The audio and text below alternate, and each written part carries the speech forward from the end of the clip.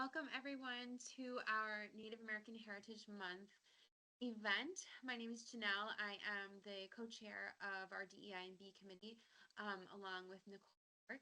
And we are so excited this year to be welcoming Alexis back to chat with us and to perform her music. And I can say for myself, personally, I'm just extremely grateful, Alexis, that with all the work that you have been doing lately, that you made time for us and that you're here with us in this moment. So thank you for being here. I'm going to give you the floor for the next hour. And thanks everybody for being here today. Thank you so much. Hey, everybody. I am Alexis Raeana Jones. I'm super excited to be back and to see everyone. Um, if you're not familiar with me, I'm Alexis Raeana Jones. I'm calling from Wilmington, North Carolina, and I am an enrolled member of the Lumbee tribe of North Carolina. And if my audio or anything happens, please let me know because I'm going to be singing in a microphone. So I'll be on the lookout in the chat. And if people have anything to say, they can go off of mute. But I'm originally from Pembroke, North Carolina. I went to UNCW, which is about 75 miles to the coast. And I ended up staying here in Wilmington, bought a house, and just created some roots here. But I am the owner of Alexis Raeana LLC, soon to be Alexis Raeana Enterprises, where we have 5 departments. I am a professional vocalist, so we have an entertainment department where I provide customizable live band experiences, as well as I am a recording artist, and I am gearing up to start releasing some singles for my debut album, The Southern Scorpio. I'm a professional makeup artist, so we have a beauty department where I specialize in mostly Arabic weddings, multicultural weddings, Southeast Asian weddings, lots of Arabic brides. So I really enjoy that. I have a modeling department where I have a few contracts. And I'm also a consultant for some 501c3s and 501c4s around community organizing. So I like to build multiracial working class power in rural communities. I think that model really works, especially here in North Carolina. And then I just finished up a very large renovation here at my house where one of the guest suites I turned into a very high end hotel room. So it's on Airbnb. So if you ever find yourself in Eastern North Carolina in Wilmington, please think of the Jungle Spa. But I'm super excited to be back here today, you guys. Excited to be singing some new music and just talking a little bit more about DEI, um, and what that looks like to Native American people, the mental health aspect, and lots of other things as well. Um, if you didn't know, Miss Toby, I'm not quite sure how y'all refer to her. Miss Toby is my Aunt Rhonda. So Rhonda is my aunt. That's my daddy's sister. And she has been such a huge inspiration to me in my life. When you see me, you see her, and you probably hear her as you probably hear her as well. So I'm just super excited to be here. And then off to the left of me, I have my good friend Tyreek, who's going to be playing the guitar while I sing, and then I'll also be singing in a microphone. So hopefully the audio is perfect for everyone. But I'm not quite sure how many folks are on the call, but I just really wanted to get us started off and grounded with a check-in. And it's totally okay if you don't want to come off of mute. I'll just take a few folks who are who feel moved to come off of mute. But I just really want to encourage reflection and connection and mindfulness during this time. November, we typically are thinking about things that we're thankful and grateful for. So it's an awesome time to start grounding yourself, thinking about this past year and then thinking about the year ahead. So I really wanted to ask you guys, what is one thing that has brought balance or gratitude in your life today, this week, or this month?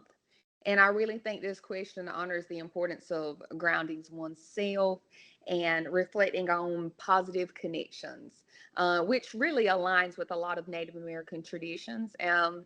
And I think it'll also create a welcoming and reflective atmosphere for this virtual meeting. So I'll ask the question again. What is one thing that you have that has brought balance or gratitude in your life today, or this week, or this month? And I'll let y'all ponder on it for a minute. And then whoever feels moved to go off of mute, Gretchen, I see your hands raised. So I recently connected with an old high school friend who is an excellent carpenter. And so he's been helping me do a house renovation on my porches. So it's been really a blessing. Awesome. Awesome. I just had that experience as well. So I totally understand. And that's awesome that you have a good friend that can be with you during that. That's Yeah. incredible.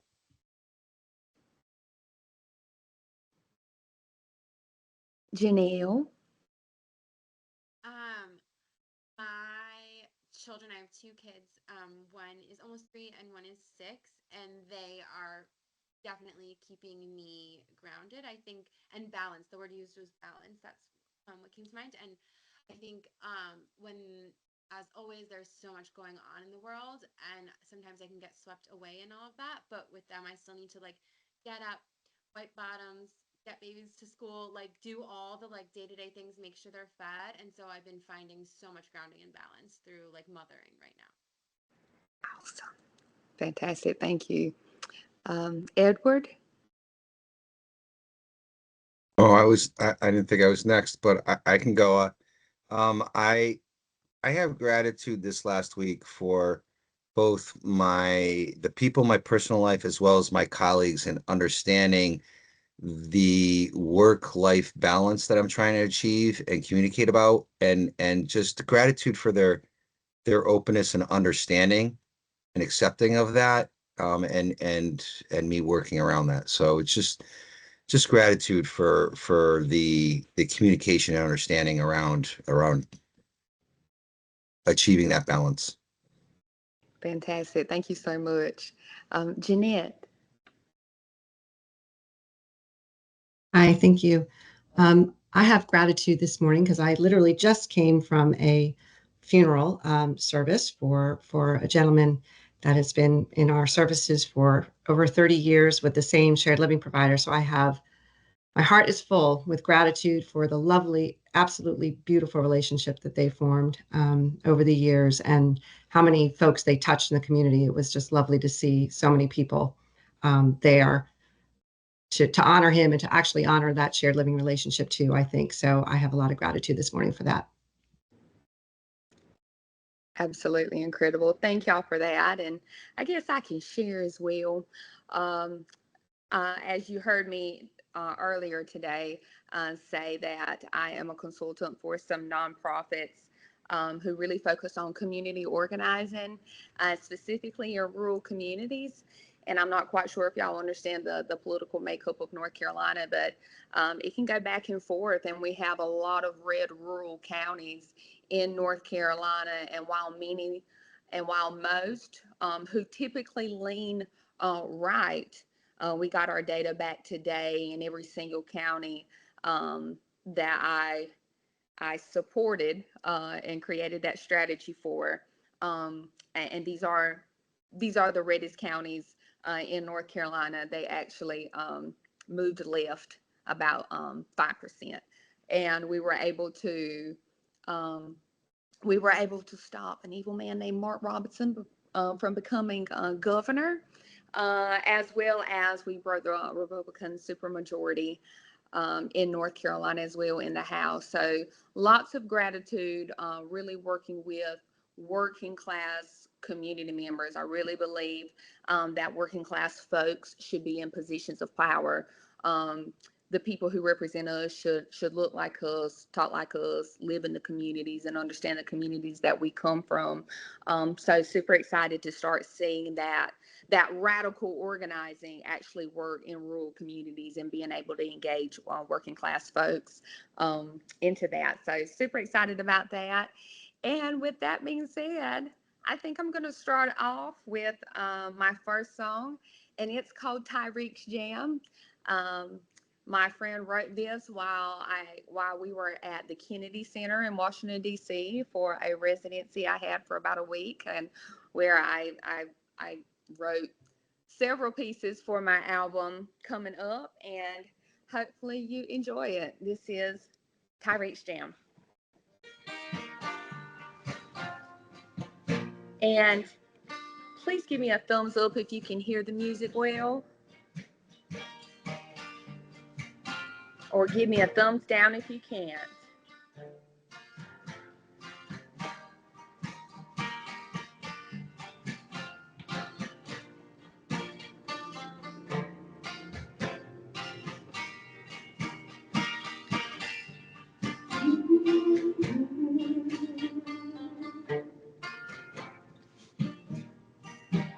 What's the state of things in days like these? Wouldn't tell you to change anything. Healing is the means beyond the chaos. Virtues have a character's integrity. We all learn to write our flaws from their wrongs. I just wanna write a song, sing it to the dawn, scratch the surface on a journey to purpose. Ooh,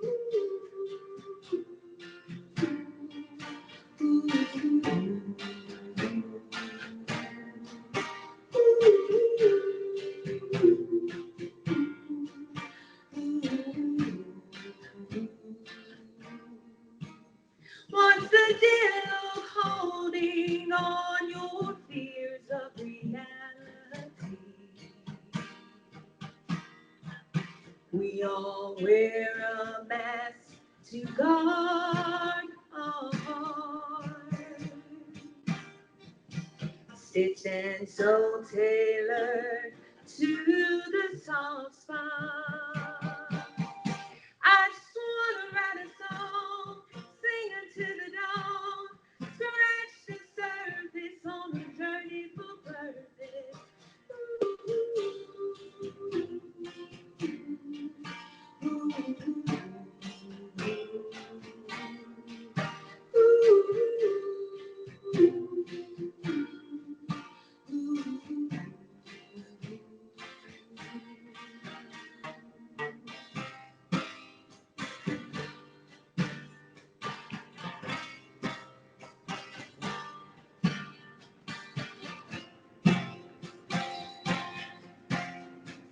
Release this mask, just let me breathe. Power of words will set you free. Build a life up from a dream. I just wanna write a song, sing it to the dawn, scratch the surface on a journey to purpose. Wanna write a song, sing it to the dawn, scratch the surface on a journey to purpose.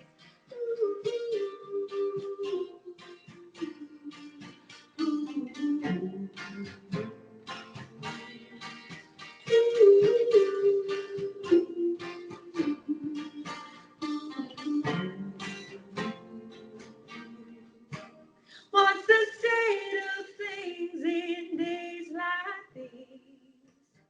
Wouldn't tell you to change anything. Healing is the means beyond the chaos. Woo-hoo. All right, everybody. That was Tyreek's Jam. Such a beautiful song with a beautiful meaning. Um, a lot of us, we tend to wear masks in just society and at work, and um, and just taking that, just being able to find your true self and being able to take that mask off and, um, yes, and be your true self. I think that is the gist of the song. So hopefully you enjoyed that. I see Nicole with her hand raised. Is that just a woohoo? Or do you have a question? How are you today? Thank you for I'm doing, joining us.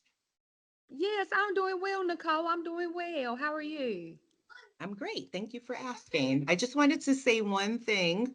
If you are going to sing again, on my end, I couldn't hear you. It was coming in and out. So I want to Okay. make sure that because your voice is beautiful. So Thank you. Thank I noticed when you were a little closer, I could hear you clearly, but when you backed up a little bit, it was a little fuzzy. And then Awesome. just one more thing, Janelle also, her volume is a little bit low as well when she speaks. I don't know if Janelle could hear me, but I just want to make sure that everything that we're discussing and doing is being heard properly because this is important information that we're sharing today. Thank you so much. Thank you. That was very helpful. I'll be sure to try to stay close to the computer, and maybe I'll try a song without the microphone to see if that helps as well. So thank you for that quality control. I love it. Um, so before I sing my next song, I really wanted to talk a little bit about diversity, equity, and inclusion and why it's crucial to Native American people for several key reasons, especially going um, into this next administration where certain topics like this may be may seem radical or maybe even eradicated in some places and in some professions as well. But I really want us to just really hone in on the importance of DEI. And it's not a woke joke. It is incredibly important for not just Native American people, but all people of color and all marginalized communities as well. Um, and I'm not going to dive deep into everything. I'm just going to touch the surface about some of these things. And if anything catches your eye or catches your attention, I definitely want to encourage y'all to dig a little bit deeper and do some more research. Um, but DEI is crucial to Native American people for several key reasons. Let's start off with historical and systemic inequities. Native Americans have faced centuries of colonization, forced displacement, assimilation policies, and systemic discrimination. And DEI initiatives are a way to address and counteract this legacy, ensuring Native voices, histories, and perspectives are heard and respected in society, workplaces, and institutions. Especially in the area, I'm not quite sure if people are calling from different places of the country, but I definitely think it's y'all are still, all of y'all on this call are up north, and that is first contact. That's where it all began. Um, Cultural representation and preservation, very important. DEI efforts help ensure the Native American cultures, languages, and traditions are acknowledged and preserved. This representation is essential in combating, ensuring, and promoting cultural understanding. When Native perspectives are included in educational, professional, and media spaces, it strengthens the resilience of Indigenous cultures.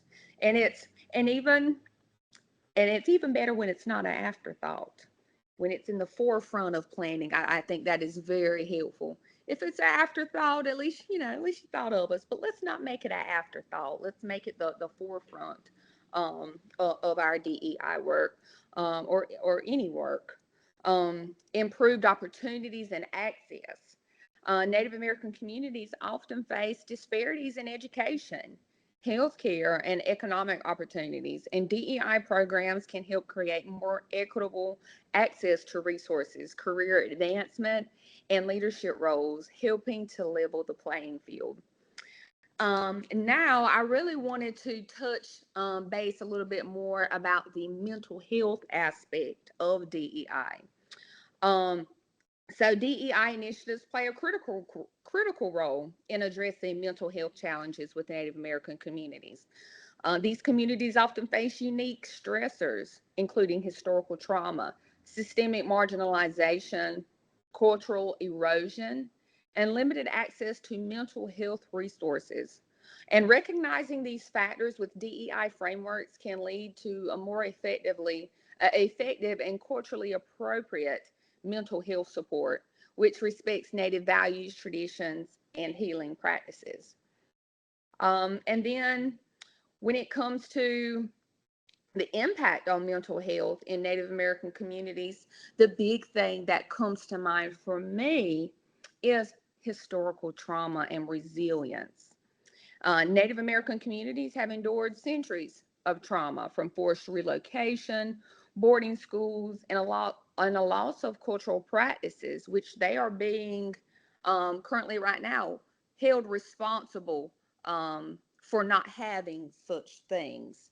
Can you imagine?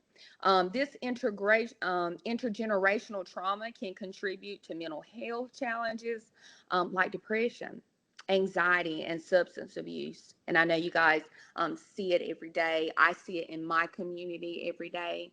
And sadly, that is the reality of all communities, more specifically Indigenous communities as well. DEI initiatives focused on culturally sensitive healing approaches such as storytelling, ceremonies, and reconnecting with traditional practices help support the resilience and well-being of my people as well.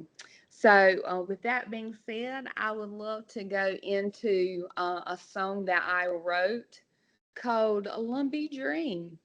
And it's a spinoff of Andre 3000's, which one was it, Tyree? Outcast. Outcast is so fresh, so clean. But it really just talks about my journey as an Indigenous woman from a little girl, watching my idols like Pure Faye and Charlie Lowry on American Idol, and which I actually was featured on a few years ago.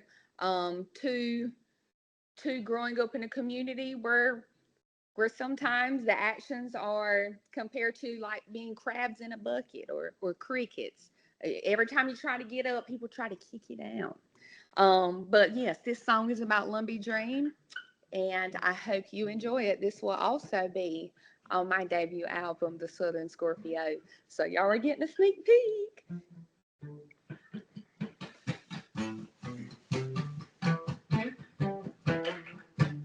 Get some water.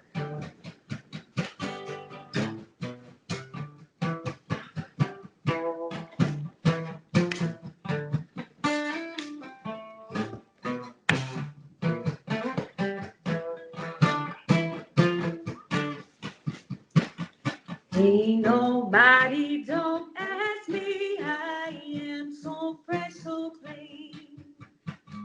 Don't you think I'm so sexy, I am so fresh, so clean. I love when you stare at me, I am so fresh, so clean. Don't you think I'm so sexy, I am so fresh, so clean.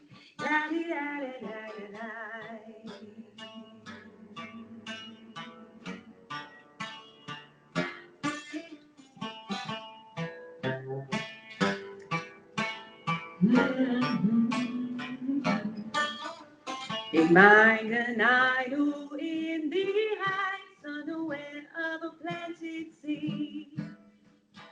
I've been told all of my life some things will never be. Little girl from southern swamps filled with anxiety. Lionel said, baby, you're a star. Just wait, one day you'll see. Just a little lumpy dream, singing on the TV screen. Flossing in my drip, if you know what I mean. Starving, shining like a lumpy queen. Honey, who's your people? Can I get a kiki? Can I get a kiki? Flossing in my drip, if you know what I mean. starving. Can I get a kiki? Crabs in a bucket, some people say bucket is the vision they just can't see. Matriarch moguls breaking molds with the thoughts that they conceive. One step, two step, three step, four, it's the way you move for me. Just like Willie French once said, I can be anything I wanna be. Just a little lumpy dream, singing on the TV screen, flossing in my drip, if you know what I mean. Stopping, shining like a lumpy queen. Honey, who's you people? Can I get a kiki? Can I get a kiki? Flossing in my drip, if you know what I mean. Stopping, can I get a kiki? Honey, who's your people, if you know what I mean?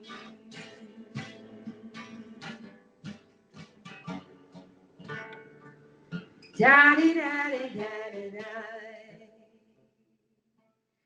Just a little lumpy dream, singing on the TV screen, flossing in my drip, if you know what I mean. Starving, shining like a lumpy queen.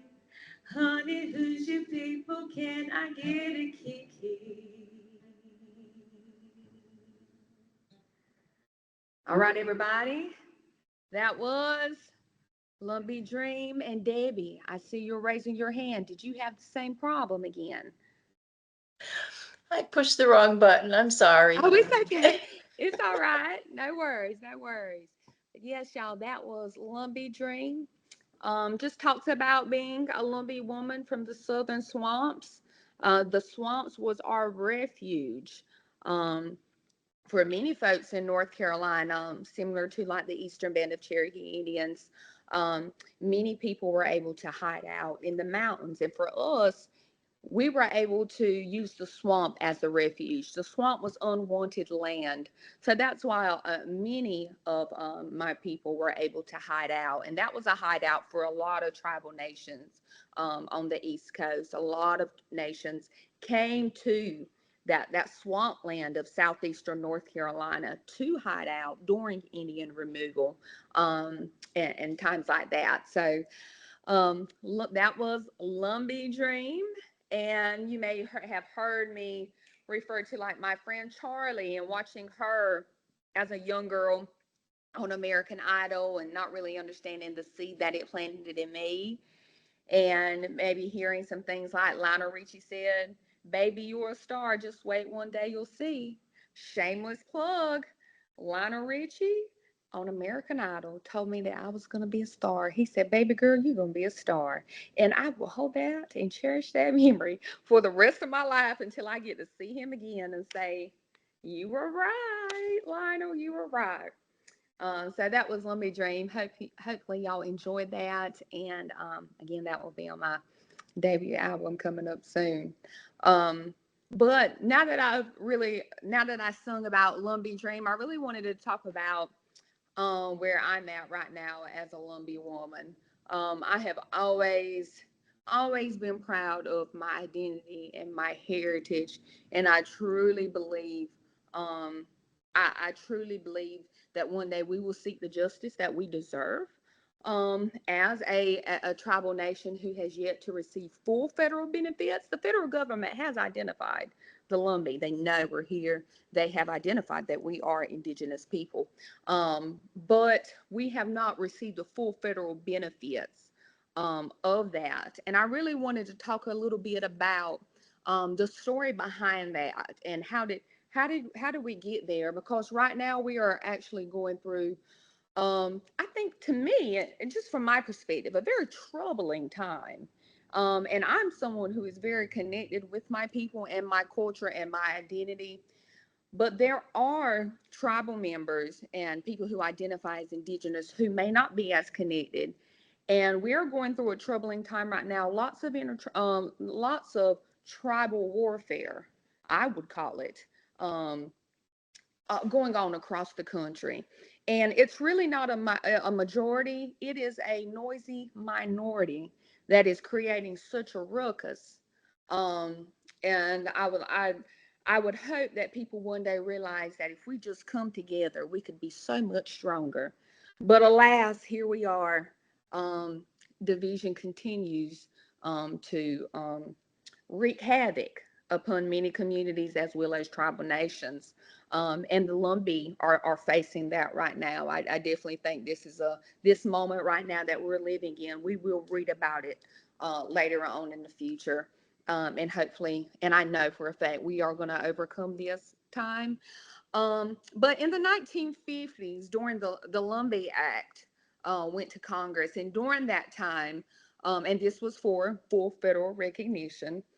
And we've had a relationship with the government for hundreds and hundreds of years. And I just want to give you a good understanding of the timeline as far as first contact. Um, during during the Trail of Tears, um, that's when we were opening universities. When we were opening universities, there are people out on West who hadn't even been contacted yet. So a lot of people think it's all as soon as first contact happened, all tribes were contacted. That wasn't necessarily the case.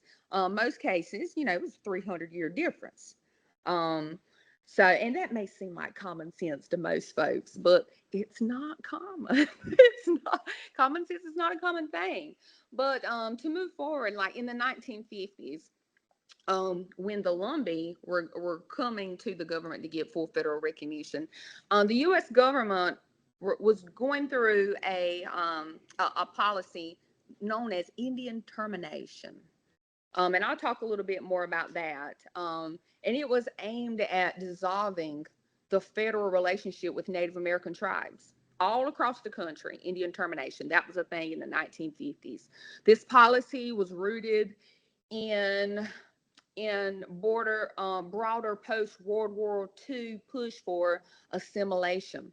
And it had three main goals: to end tribal sovereignty, to remove federal assistance. They said, we're going to do away with this mess, this Indian mess.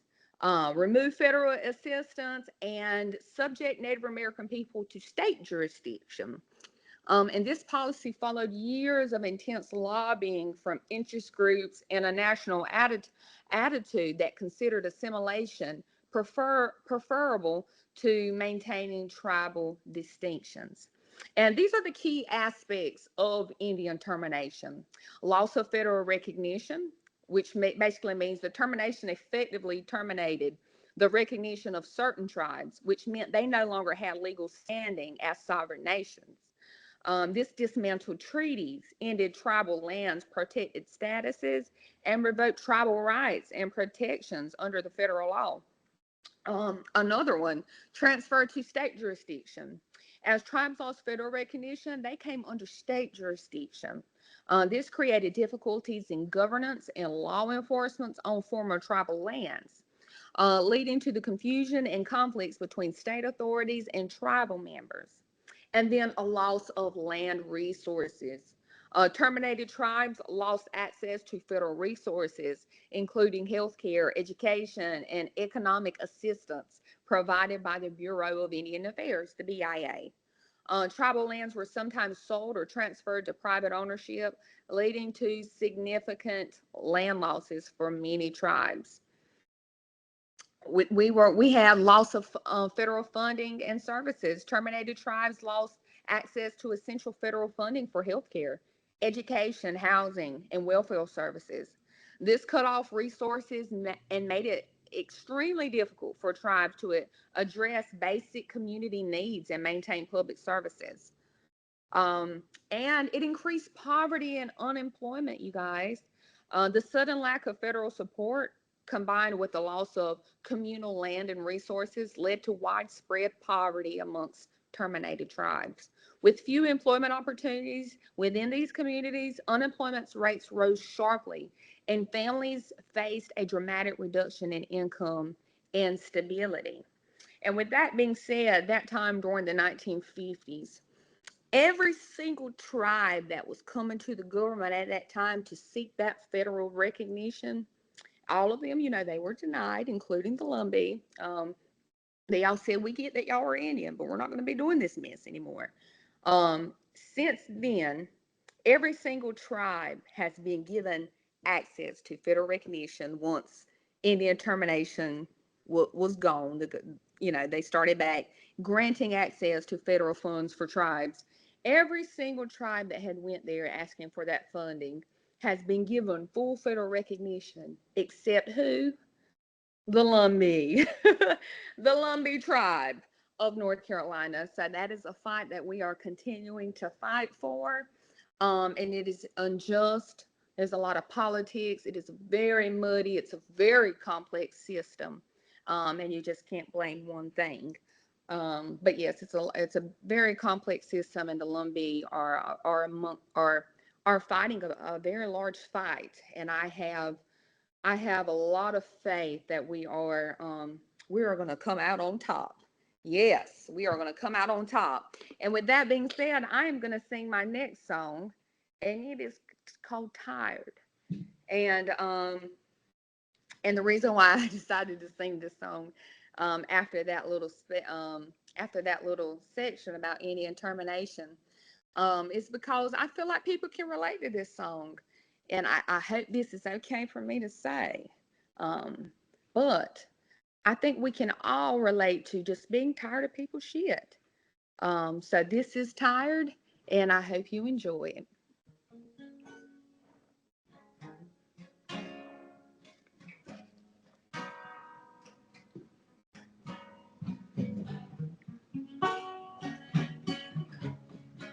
Oh, oh, I felt the pain, I felt the light, I cried these tears so 1,000 times. In every way, I've seen it all. You know I will not fall. I felt the pain, I felt the light, I cried these tears till I lost my mind. I've been let down, stabbed in the back. I said I won't go back. Said, hey boy, don't be talking to me like that. Said, hey boy, don't be talking to me like that.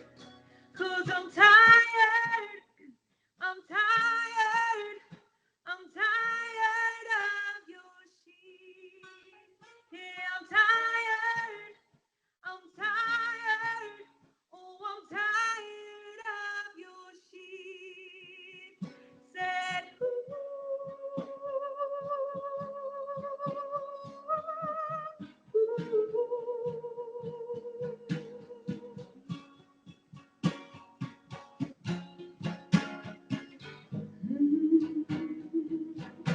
I've had enough. Your time is up. You're missing out on love. You let a good thing go. It's messing with my soul. And now I know I'm getting rid of you.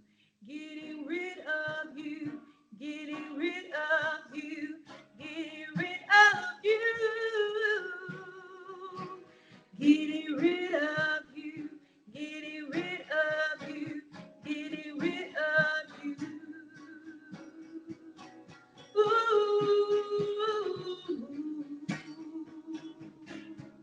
oh, oh,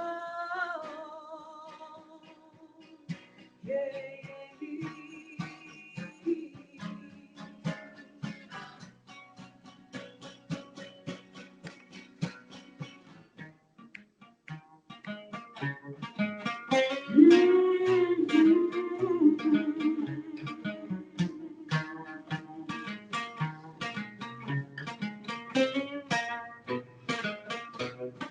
One, two, three. I felt it, I felt it, I felt the pain.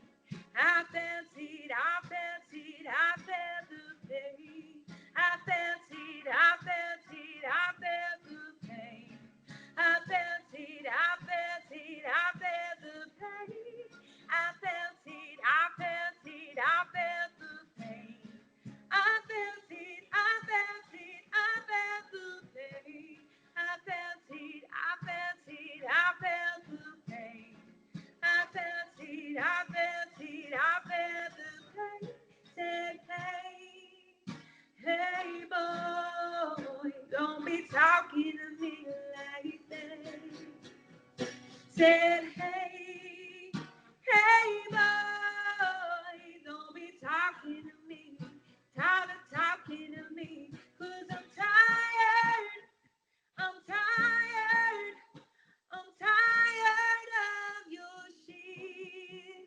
Yeah, I'm tired, I'm tired, oh, I'm tired of your shit. Said, ooh,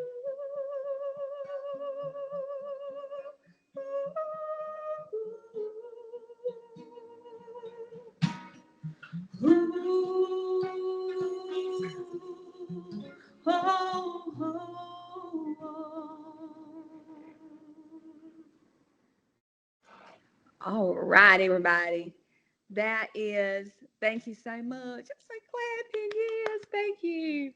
That song was called Tired, and it's actually going to be released March 2025. So it'll be the first song on the album that's going to be released. So I'm super excited about it. So glad that y'all enjoyed it. Um, Lord, time flies when you're having a ball. Once again, y'all, thank y'all so much for having me on this call. I look forward to it. What an honor to be asked to come back. Thank you, Aunt Rhonda. And thank you to everyone who has been a part of this to have me come back. So thank you. Alexis, do you want to do you want to answer some questions from anybody? If anybody has any questions? Yes, I got a little section at the end. I was gonna 10 minutes at the end. I was gonna open it up for any questions. Okay. Hey, I like your little background. Thank you. So this next piece that I really wanted to talk about is something that is very close to my heart and to a lot of Indigenous communities, is missing and murdered Indigenous women. And I really wanted to talk about the health impacts on those Indigenous communities who face that. So the mental health impacts on Indigenous communities are profoundly shaped by the epidemic of missing and murdered Indigenous women, MMIW. If you're not familiar with that, normally the symbol is a red handprint, and it's actually which has devastating effects on individuals, families, and entire communities. I have family members and friends who have been murdered, victims of gun violence, and I have my community has been decimated when it comes to MMIW, and that's for a lot of communities. This crisis is stemming from a long history of colonialism, systemic discrimination, and social marginalization, and it leads to a complex mental health challenges that ripple through, Indigenous populations. The older I get, the higher my anxiety has gotten as a single woman who lives by themselves and who travels a lot. I myself have just seen the paranoia just rise. And I have seen it in my family, my siblings, my brother, who has just dealt with a lot of trauma and grief from seeing friends his age murdered, point blank, period. Unalived, that may be the most appropriate term. But I really want to talk about the mental health impact of MMIW, the trauma and grief.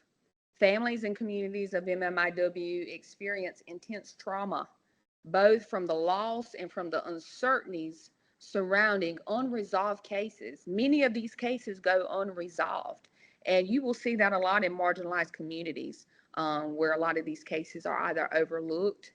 Um, but yeah, I'll leave it at that. This ongoing grief, compounded by a sense of injustice, can lead to prolonged mourning, depression, anxiety, and PTSD. Historical and intergenerational trauma. Indigenous communities carries the weight of intergenerational trauma from colonization, forced assimilation, and systemic abuse. And MMIW adds another layer to this trauma, affecting community trust, stability, and mental health for generations. Fear and hypervigilance. I'm raising my hand. That is me. That is me all day. The prevalence of violence against Indigenous women fosters a heightened sense of fear, especially among women and girls in these communities. Hypervigilance and anxiety often emerge as a response to this fear, impacting day to day and well being and mental health. That really hits home. And distrust in systems. Indigenous communities often experience a deep-seated distrust in law. Um, and I have one more song for you guys, and then I'm going to open it up to some questions. And this song is called Keep My Memory, and it is dedicated to the missing and murdered Indigenous women movement. And it was my debut single. This was released about 5 years ago, and you can find it on all streaming platforms. So this is Keep My Memory, a song that provides healing for a lot of communities, including myself.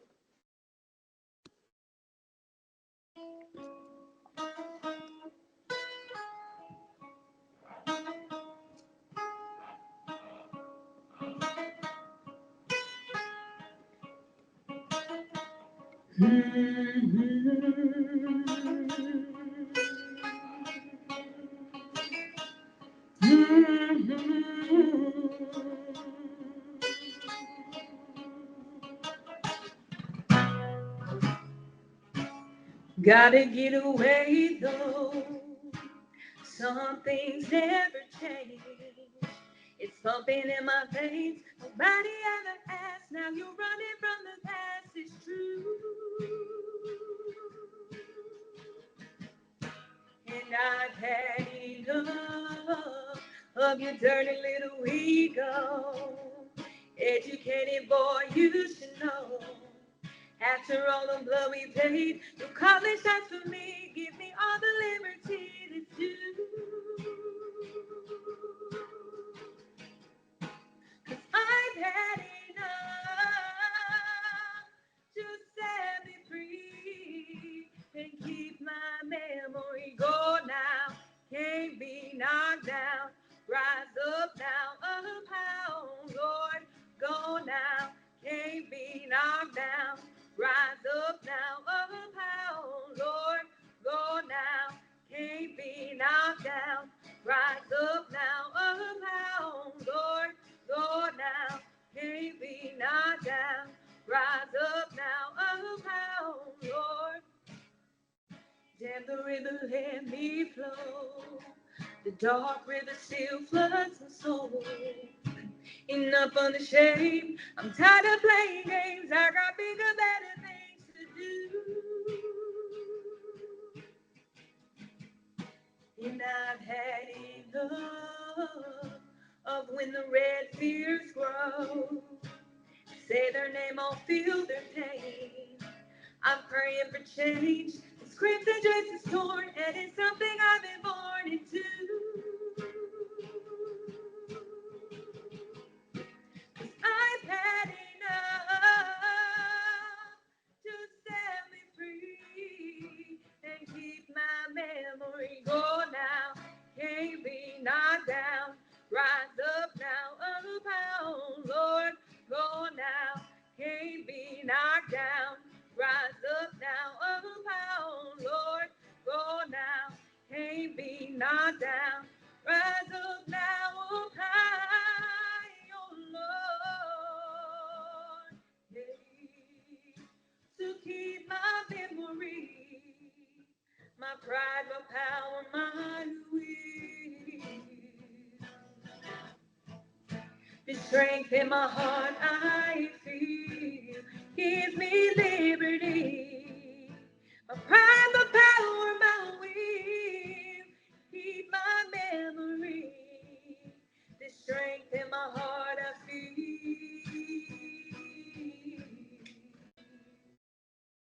'Cause I've had enough. Just set me free. Keep my memory.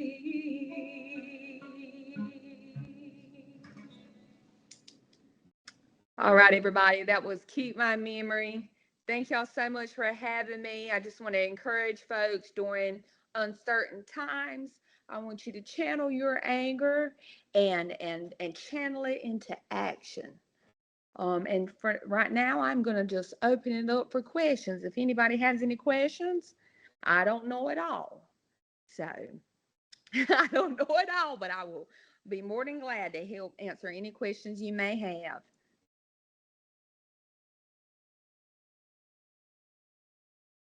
Or any just questions, comments, praises.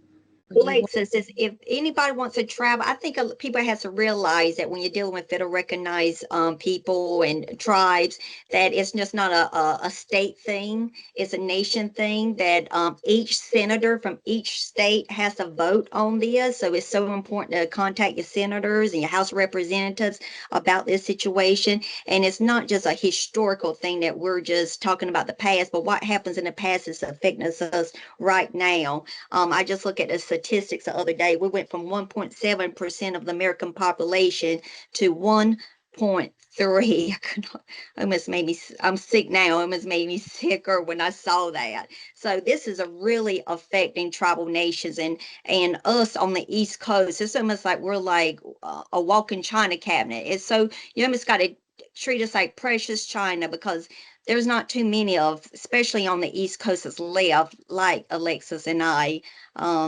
My husband's tribe just got their land in trust, so that they got their land in trust, and we're so trying to fight our way up in Lumbee territory that because it affects all of us. I might not be in North Carolina, but it affects me in Massachusetts, and I think that we all are allies. You might not be Native, but we're all looking at allies to support us through this difficult time. I know there was a major meeting in Washington, D.C. yesterday. And the main topic in Washington, D.C. was the Lone Beach tribe, and the Cherokees was hosting that. So, I mean, it's a minority within a minority, and we do need support out there. And when we're talking about, a lot of people don't realize when we're talking about sovereignty, when tribal become federal recognized, they are sovereign nations. So it's a nation within a nation within the United States. And that's a strong power. So it puts a lot of fear in a lot of people when you're talking about sovereignty. Thank you for flagging that, Rhonda. Yes, I just want to second that. If you have a good relationship with your elected officials, encourage them. We do have support, but it only takes one or two to vote no on a Lumbee bill, and it has happened several times before. So just encourage your elected officials to continue to fight for the Lumbee Nation, for the Lumbee bill. It is very important and a very complex issue. So thank you so much for bringing that up.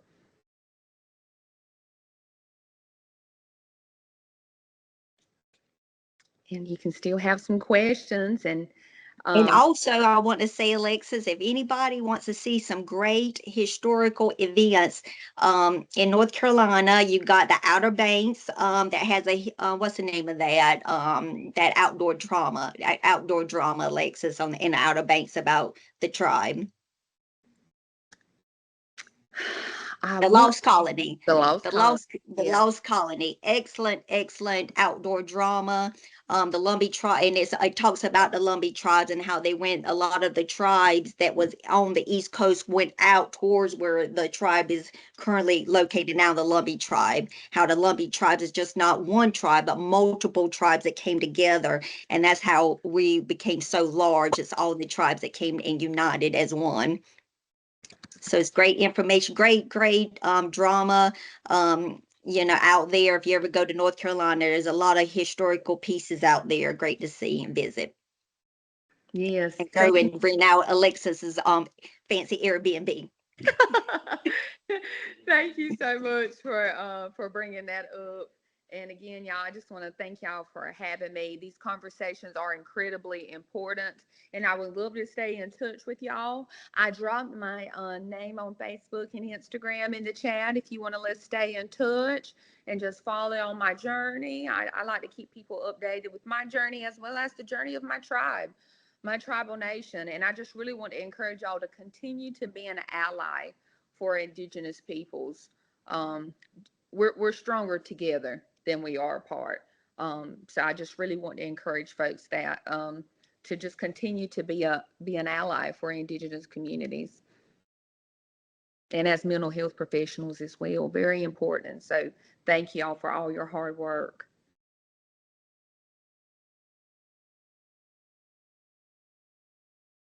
And if anybody doesn't have any questions, that is my little program. I hope y'all enjoyed it, and I hope y'all got some insightful information from it as well. Thank you so much, Alexis, for being with us again. This was a balm and a salve to end this week. So thank you. You're welcome. You're welcome. Thank y'all. Happy Friday, everybody. We made it. Woo. Good to see everybody. Let's stay in touch. Bye. Bye.